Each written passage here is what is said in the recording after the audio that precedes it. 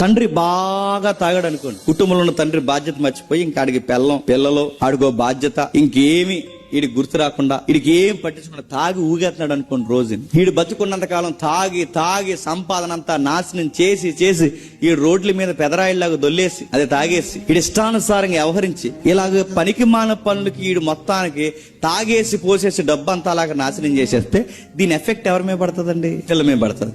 ఇప్పుడు సీరియస్ గా మా నాన్న తాగేసి ఆడు పాడైపోతే ఈడి గర్భాన్ని పుట్టినందుకు నా బతుకు ఇలా తయారైందని నువ్వు అనకూడదు. ఎందుకు చెప్తున్నా, నువ్వు ఒప్పుకున్నా ఒప్పుకోకపోయినా ఆ పేగును పంచుకుని పుట్టావు గనక ఆ ఎఫెక్ట్ నీ మీద పడుతుంది.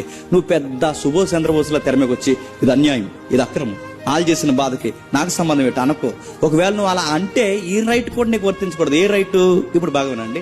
తాగి తందనాలు ఆడితే దాని ఎఫెక్ట్ మీ అయ్యి చేసిన పని నీ మీద పడింది. అదే మీ అయ్యి నెలకు ₹1,00,000 సంపాదించి బాగా పోగేశాడు అనుకో, అప్పుడు ఆ ప్రతిఫలం ఎవరికి వస్తుంది? నీకు వస్తుంది. అప్పుడు నోరు లేగదు నీకు. అప్పుడు నోరు లెగిస్తుంది, అప్పుడు నోరు లేగదు. అంటే అయ్యి బాగుంటేనేమో లాభాలన్నీ తీసుకుంటావు, అయ్య బాగోకుండా నష్టాలు తెస్తే ఆ నష్టాలు నాకు సంబంధం లేదంటావు. ఇక్కడ నోరు లెగిసినప్పుడు అక్కడ కూడా నోరు లెగాలి. ఇక్కడ నోరు లెగలేనప్పుడు చెప్పండి, అక్కడ కూడా నోరు లేవకూడదు. మీ అయ్యలు సరంబీలేసి మక్కులు పీకల దాకా మెక్కి ఆ డొక్కలు ఎగరేసుకుని తిరిగినందుకు యెహోవాని మనం మర్చిపోయి